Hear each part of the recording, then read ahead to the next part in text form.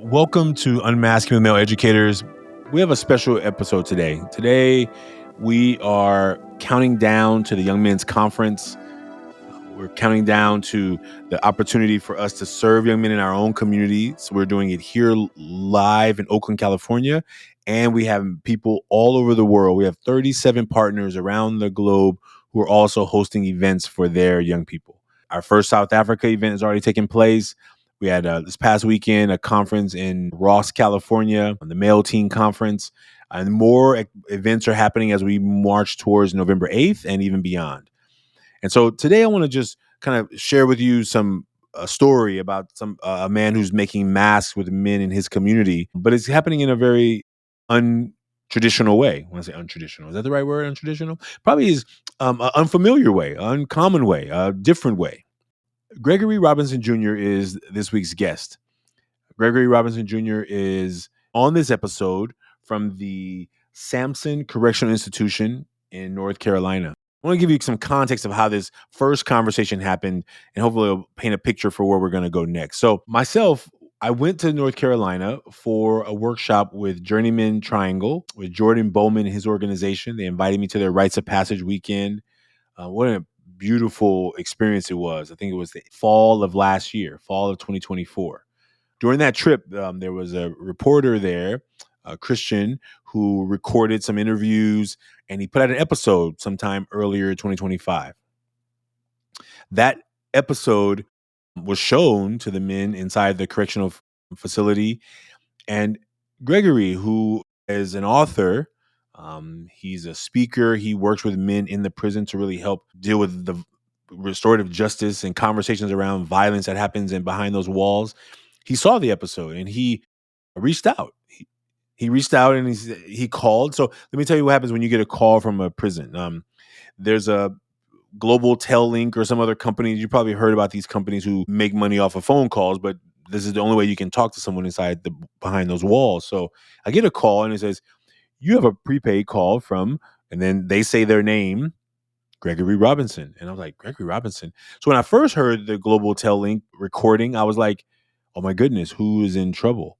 Well, you see, the only reason your phone will be set up like that to have already money on your calls is that you may have already known someone who was incarcerated. And sadly, my brother has spent a lot of time in jail. And also my godson, sadly, who is no longer with us in the physical realm. He called me a lot of times from jail and prison also, mostly jails. And so when I first heard the call, I was like, "Oh my goodness, who's in trouble?" And then when they said his name, I was like, I don't think I know a Gregory Robinson." But I already had some money on the books. I'm like, "Let me figure out who this is." They're calling my number. Something must be happening. And then we talk, and he says, "How you doing, brother? I'm Gregory Robinson Jr. I just want to reach out to you. I saw an article. I saw a video of you on with Journeyman Triangle here in North Carolina." I'm like, "What?" And my brain is like putting all the pieces together. It's like, wait, you're where? You're in a state penitentiary, a state institutional facility? And so I'm just kind of giving you the context because in the moment of when it all happened, it was happening really fast. And I'm like, all right, what's happening here? And what I realized was that this brother who he called it the worst mistake of his life when he was 23 years old. He's now in he's 49 or in his 50s, I would say. He's been behind these walls for more than 25 years. And he's trying to do good work. When people find themselves in a tough situation, his sentence was 55 to 70 years but he could have just decided to just stay the same person as he was at 23 in the mistakes that he feels he was making. He could decide to just give up, or he can say, I'm going to try and make things better. And he's an author. He's written, I think, 5 books. It could be more, but definitely one of the books that we're going to be giving to. Let me give more details about that later. We're going to be giving some of those books away at the Young Men's Conference. So, but I really wanted to tell you that when that first call happened, I didn't know what was going on, but I was also like really just listening. And as he told me the work that he was doing and the work that he was interested in doing, he had heard about the Million Mask movement. And I asked him, was it something that he thinks that would be receptive to the men there? And he said, yeah, I think so. And so he began to make masks with men there. And he began to share those masks with me. So I have 4 envelopes here from workshops that he's done. And I'm gonna open up the newest one, the most recent one I just got. I haven't opened it yet. I'm opening it with you live, of masks that he has been making with men and where he's at right now. And one of the things I'm really excited about is that he's really passionate about helping those men. And there's men of all ages. And one of the things that he has been seeing and he's hearing from men is that they wish they had a place to talk about this stuff before. That they wish they did not have to wait till they were 62 or 48 and 49 and 35 and 65 is another one here, of getting to that age and not realizing you've never had a place to talk about what's going on with you. 39, a man here. Um, and one of the things that's been really beautiful in watching the masks he creates, because there's no printers there, he's not able to print out mask cards. He makes each individual mask himself. He writes the questions. He draws like a logo in the middle. One of the things that's been really beautiful in our conversations when he calls is his desire to try and do better than he was able to do before. And I think that we've made masks with men behind the walls of prison and incarcerated. And what I think we get to understand more and more is that we're all going through stuff. And if some of us didn't get somebody to catch us before we fail, we could have found ourselves behind and in a very tough situation as well. So what I'm going to do is, with these masks, the most recent packet of masks I just got from him, I'm going to share with you a couple of them. And there's some different ages here. So there's 36, 38, 41, 43, 39, 62. So I'm going to share one from each of those decades. So in the 30s, this one is a good one. In the 40s, this one is a good one. And then in the 60s, let's see. Okay, I just want to make sure I don't read a one that I don't want to make up any words of what the words are on these cards. So I'm going to show you three of them. One man in his 30s, one man in his 40s, and another man in his 60s. And so this is the first one. I'm going to do my best to. Okay, so this is the image here. And this one says, this is the front of the mask. And for those of you who don't know what the mask is a representation of what we let the world see about us, recognizing that there's also the back of the mask, the things behind the mask. So I'm prickly. I'm a cheerful person, blind to the world. That's the front of the mask. The back of the mask are things that this man, 36 years old, doesn't let the world see. Cruel, clear-sighted, and quick-tempered. The things he doesn't let the world see. This one is the man in his 40s, the front of the mask, and the back of the mask. The front of the mask says strength, confidence, happiness. And the back of the mask, things that he doesn't let the world see: vulnerability, no joy, and doubt. And the third one, the man in his 60s, he says, I love to work. I love to help others. I love to put a smile on other people's face. The things that he doesn't let people see, doesn't show: my downfalls, my bad moves, and my loneliness. And that's the third mask. Things that he doesn't and yet he does let the world see. To these men who made a mask and that we've shared here, thank you for taking off the mask. You are not alone. And for all those out there that have not made a mask yet, if you've not taken the 5 minutes to go and make a mask at millionmask.org, you can do that. But something more important than what you can do if you haven't yet made your own mask, I definitely encourage you to do it first, is that on November 8th, we're having our Young Men's Conference. You see, Gregory Robinson Jr. has already been making masks with dozens of men inside the prison walls, and I'm really thankful for him for being a part of our movement.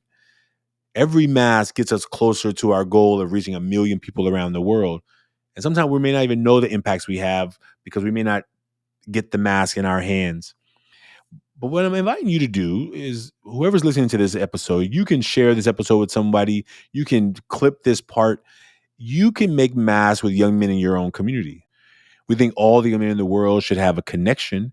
We believe that there is opportunity and timing and a way for people in their own community to give back. And we want to give you the tools to do that. And so the Young Men's Conference is that opportunity. So if you don't necessarily have young men in your life or that you are connected to or that you're already mentoring or coaching, then how about you on the weekend of November 8th, sometime the week before, on the day of, or the week after, maybe you bring some men together, like Gregory Robinson behind the walls of where he's at right now, the correctional facility. He's making mass with men, trying to give them opportunity to have healthier conversations.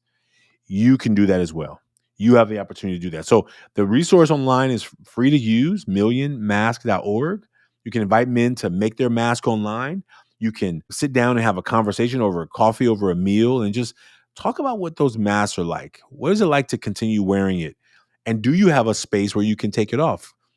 Could you create a circle of men that you can confide in, that you can say, I need to just tell you about what's really going on with me right now today. I'm looking for your help. I could benefit from your help today.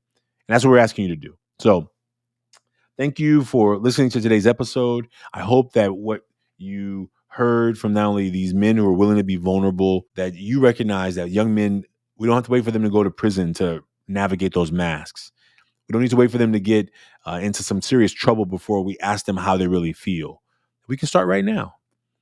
And so if you don't have men in your life that you want to work with, you can just sign up to be a partner and work with some men in your life, some friends, bring them together, have a conversation, have some food, have some fun, and have some brotherhood conversation about these masks we wear.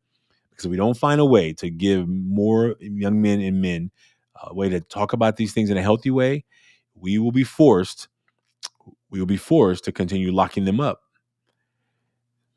And I think we can do it better than that. Our society will gladly build more walls to lock people up, but we don't seem to care about trying to do the front end work often.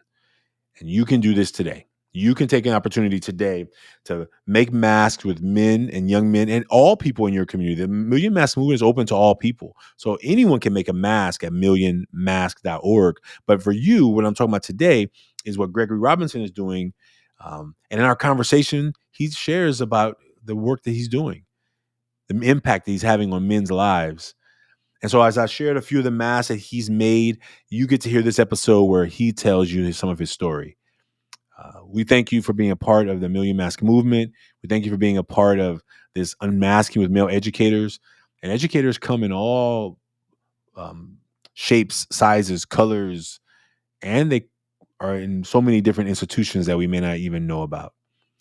Shout out to Gregory Robinson Jr. He's going to talk about his book that he wrote. And I wish I had a copy of it right here next to me about the turtle. I don't have one with me, but you're going to hear him talk about the book about the turtle. And some of our young men at the Young Men's Conference are going to receive one of those books. The first 50 young men are going to receive a book. So we're excited to partner with him and to share this wisdom out with the world. Thank you for being a part of the journey with us. You can make a mask right now at millionmask.org. Here's my conversation with Gregory Robinson Jr., a man serving a 70-year prison sentence and has been doing everything he can to be a catalyst for change for others.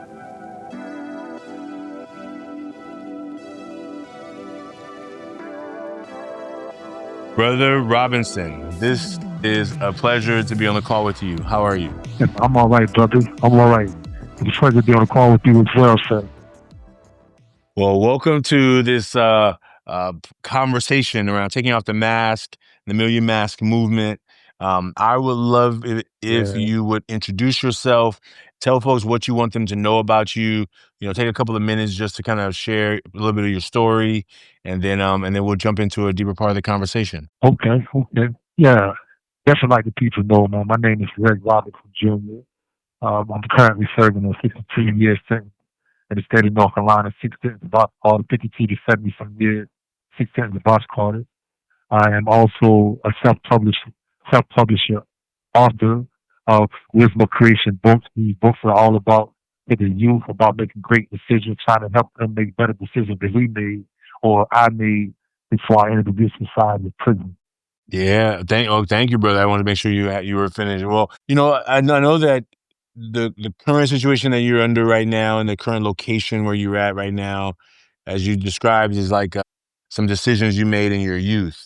So what is something that was going on in your youth that either you were missing or that you were looking for? Maybe it wasn't that you were missing something, but you were looking for something else. That that caused you to be kind of in this situation? This call is from a North Carolina correctional facility. I would say, like I had the best parents that you could ever have, but I would say more so, man, education, education, and a lot of misleading education back then. Over 30 some years ago, a lot of misleading education out there. Um, the glamour to this world, things of that nature. I was miseducated as far as that. You have two parents, man, that worked all the time. A lot of things from hidden from them of the things we was involved in. So I would say probably more than anything, education. Education, not having the education of if you go this route right here, this is what's going to happen. Here's the results of this right here. Versus somebody saying, but you shouldn't do this, or it's not right, you shouldn't do this, or you shouldn't do that. I would say more so just a raw, unadulterated, unapologetic, the truth about if you go out here, this is what's going to happen. But I would say more so the education of the glamour or the luxury of this world by us diving into it. That's what I was missing out there when I was growing up. So maybe for the audience who knows about this mask movement, or maybe you haven't heard about it yet, how did you hear about it all the way in North Carolina in a correctional institution? Like how did you hear about the mask movement? Because that's, you know, I don't know that many people in North Carolina, maybe one or two, but the fact that you heard about it, how did that happen? How did that happen? Can you tell us the story of how you got involved? Well, as being a self-published author, man, trying to find ways of, connecting to people to get my information out there to do this and to do that with people. Uh, I always read newspapers. I'm always on the news. And one morning I was just watching the news and the journeyman. It was a commercial. I mean, a news clip dealing with a journeyman, and that journeyman it was about mentoring youth. So I'm like, yo, I need to contact people right here. So what I did, I called my lady friend, Miss Keisha, and what she did, man, she started to look down this journeyman thing, and be honest with you, like, babe, I don't know if this is for you because this right here, there's a lot of people out there in the woods. I don't really see too many people that may look like they're underprivileged or from the African American community, so on and so. And then she kept on strolling down. There go this guy they call Mr. Ashanti. This is you, my brother. You pop up. And she's like, listen, Forever Club, this guy, Mr. Ashanti. So he has this, he has that. I said, you know what? Shoot me his address, let me write. And that's how it all came about when I wrote you. You told me about the Million Mass movement. You sent the information about it. And I was like, look, this right here would be great for prison. So what I did was when I took maybe 8 brothers, mine, and these are respected gang leaders, ex-gang leaders, religious leaders, even what you call some of the hardcore criminals in prison. And I set them down after I read about them. I set them down and said, we're going to take a mental health moment. If we know we need this mental health moment. And as I was going through this mass thing about, look, this is what everybody see, what everybody don't see, I'm just explaining the whole mass for them. And they digged into it. So the thing was with me, I was like, well, what about the confidentiality about this? Are they really going to talk about this? So I just went by your guidelines, man, and talked to the brother. Like, listen, y'all, this is all a bunch right here. You want to talk about what's on the back of that mask? And to my surprise, all everybody is like, yo, you know what, man? I wish I could really get set and watch a movie, and when I want to cry, just cry and not worry about nobody saying. But then we went through this mass and get the health when we in the discussion. I'm hearing everybody else that they got to say. Next thing I'm gonna do, I'm gonna sit in front of that TV. I'm gonna cry when I want to cry. So the Million Man, this Million Man basketball is just real good. And over here in North Carolina, I've been exercising. I've been using it. I've been using it with people. I'm trying to get the administration on board. Everything. I encourage everybody. You got a million people you got to get. I encourage everybody to get on this. This is not about mental health. It's a great movement y'all got going on out there. Man, well, I first of all, I want to thank you for reaching out to me, because if it hadn't have been for Journeyman when they invited me to go to one of their events, I was out in North Carolina in the Triangle, and it was amazing, like, situation. I was only out there at the camp for one day.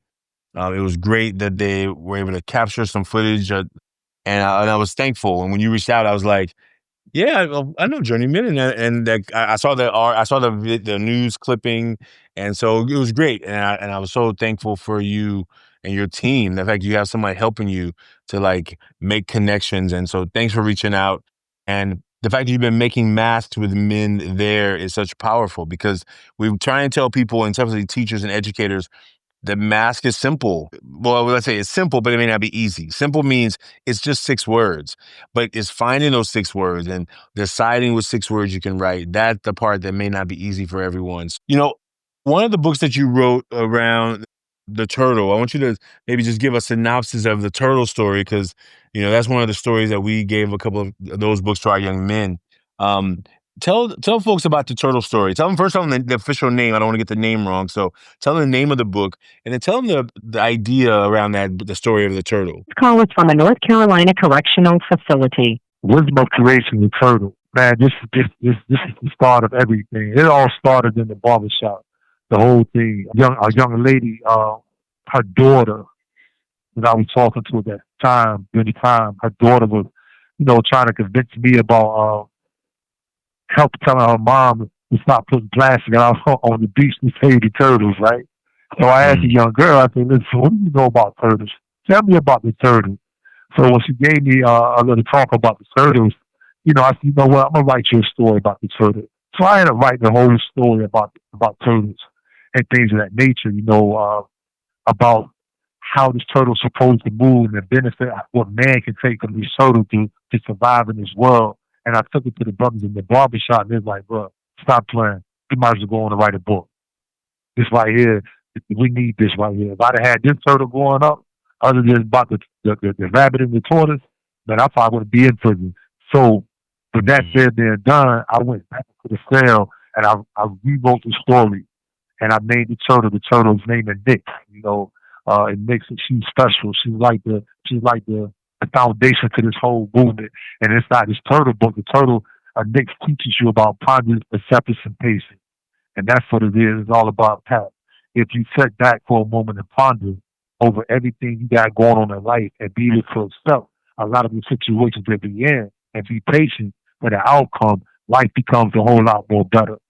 I told the people, I shared this story about how it's turtle, it doesn't run from the problems, Mr. Ashanti. What this turtle do when it goes back into that shell, it just let that dirty figure it out. You know what I'm saying? So that way when it come back out, it's gonna move forward. Turtle ain't running nowhere, it's too slow. But that's how we should move in this world. We should move at a slow pace. You know what I'm saying? There's no rush or nothing. You know what I'm saying? Because we can never get back the time lost. So you might as well go and give it the time that you got, but don't rush in it. You know what I'm saying? 9 times out of 10, when you rush in situations, something bad is always going to happen. So that's how the turtle came about. The queen turtle, my darling and Nick, Yeah. Well, I think it's so powerful, right? You take a situation in life, a need that was called, you took the need, you got creative, you took your talents that you had, and you created something. And then someone saw the inspiration from that creation, and then they said, oh, you got to go further. And you took that inspiration and the creativity and then went further. And so now you have, how many books have you written already? So I got Wisdom of Creation of Turtles. I got Wisdom of Creation of Dolphin. The Dolphin is also a book about communication. I'm going to have a 4-book series at the end of all of this for dealing with animals, but I got many other books that's going to come out as well. The Dolphin book has the star in it is my granddaughter. May she be blessed, man, with abundance of bounty in this world. Her name is Aria. She has a dolphin, but she meets a dolphin friend named Jazz, who teaches her about communication. And my next book behind that was the coloring activity book. We had got over about 50 coloring books, looked at and see what was out there, and what I didn't see was an activity coloring book. So I created a coloring book that also had activity in it as well. You know what I'm saying? Yeah. You teach the youth as they go. Take the coloring as a mental health moment to sit back and chill and relax. Then I created Wisdom of Creation, short stories for your soul. That book is good too because we got 5 different stories in there. It's using animals as well to teach people about certain things, in life, man. Whether it's about putting out fires, dealing with the elephant, or dealing with the panthers, about how they move swiftly in this world, or dealing with the kingdom of apes, or gorillas, or monkeys, to show how everybody can come together. It's brilliant stories in there, man. Just as well, in my last book that I just put out is Visible Creation, A Conscious Journey of My Unfolding. This is a 30-day journal. Real is real, real. I'm real serious about this. I'm serious about all of it. This one right here, this why I hate to change the whole narrative in a lot of people's life. What's going on out there, man? Because this book right here, it's a 30-day walk, and I walk you through 30 days of survive, how to survive in the world, man. It's not for you. How you can create your own narrative and be that person who you're supposed to be.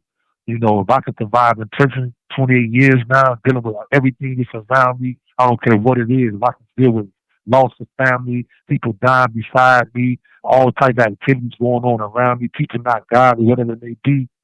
I told that story in that journal to guide the people survive in that world. It'll change the whole narrative. And hopefully soon, I got many books, man. Here's the thing, Mr. Ashanti. He was the umbrella for the kids. Wisdom of creation, though, bro, it's the umbrella for the youth. 11 years old, all the way until you're 100, 101 and beyond. I'm going to be the umbrella for them. You know what I'm saying? I'm like telling Dr. Seuss, either move over or shut a throne because here comes wisdom of creation. You know what I'm saying? I hear you, Yeah. brother. Well, I mean, first of all, congratulations. I think writing a book is hard enough, and writing a book under the conditions that you're describing, I think, is so powerful. And I hopefully imagine it's already inspiring men around you. And definitely the fact that you have saw the power of this movement of the mass. And what I You have want to be able to seconds do remaining. is in this last 60 seconds, if you would be mine, if you would tell the youth out there who are going to listen to this, so we're going to share it with hundreds, thousands of youth, what message would you have to them to get through what they're going through, wherever their mistakes they've made or wherever they're at right now in their journey? Maybe they're tiptoeing into the journey.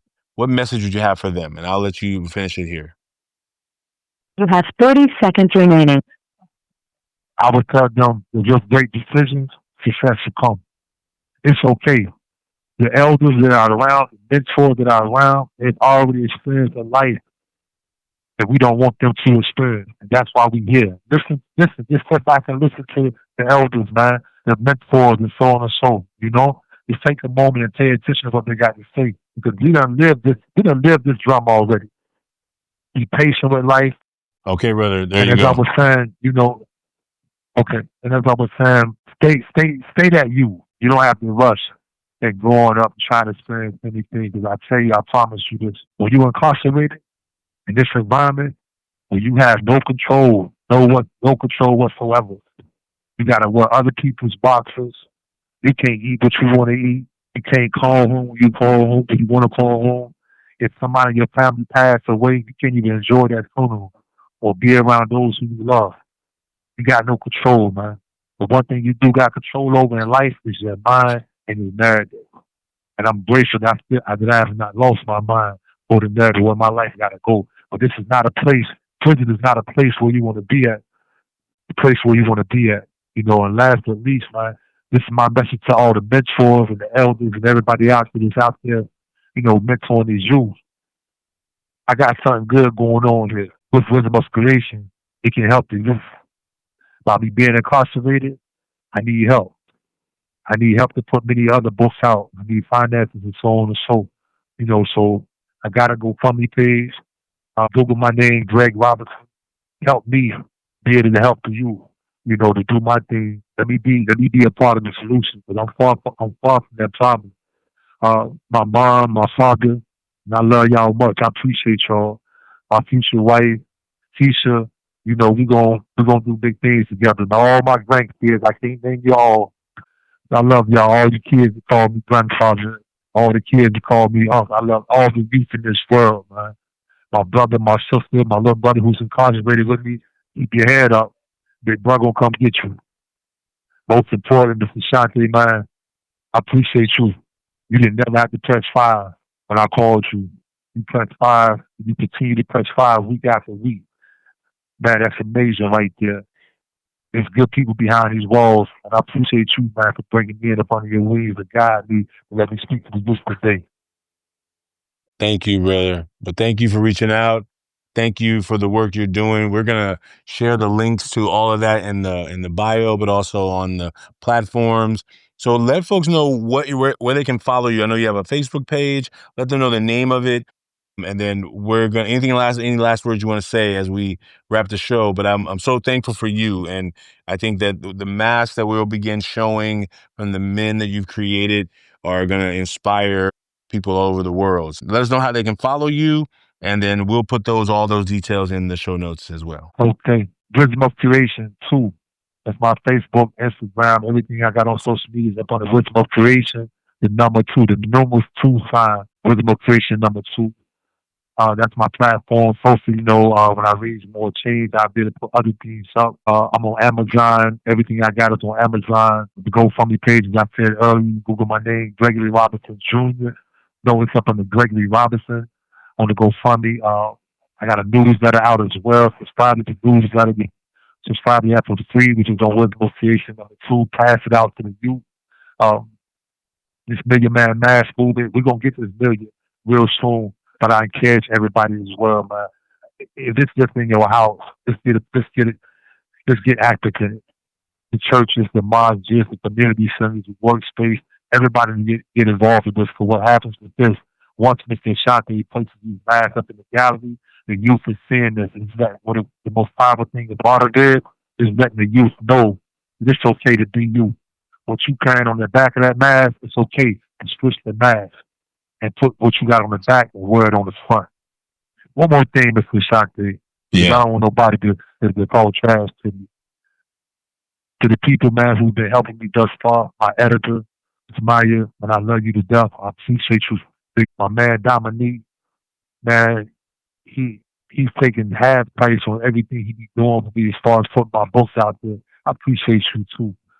My manager, Ms. Lisa, I appreciate you as well, man. Through everything you're going through, I appreciate you. And Katana, and you the best, man. She came, man. If you're my person who works on my social media, she came, man, working for free at this moment, doing the best she can. I appreciate you too.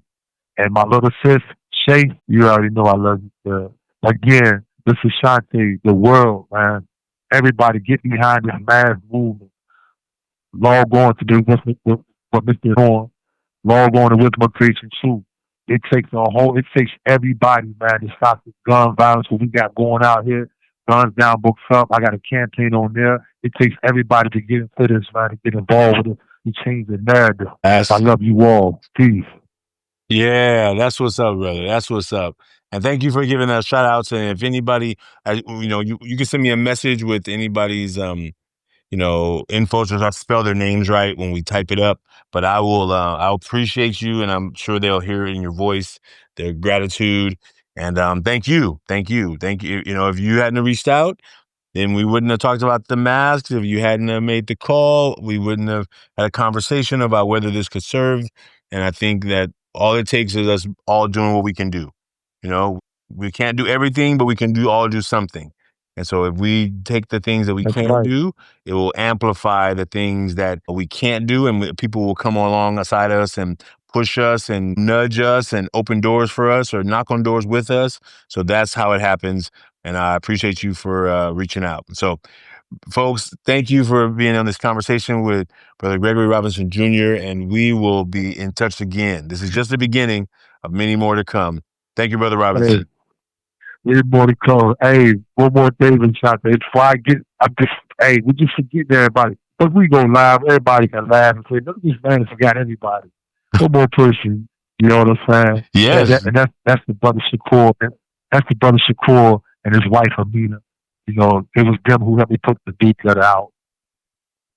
2026, we're gonna free Brother Shakur as his real name today. His real name is Rashawn Grant. Appreciate you, Mr. Asante. Absolutely. And the newsletter we'll be sharing that on our platform as well. So congrats on all the work you're doing, to keep things moving and not get stuck. And that's a testament to our minds may be in our bodies physically may be in one place, but our minds can go far beyond where we may be physically in the moment. So thank you for that, brother. And we'll be talking to you real soon. Hey, one love, man. I appreciate you, man. One love, brother. This call is from a North Carolina correctional facility.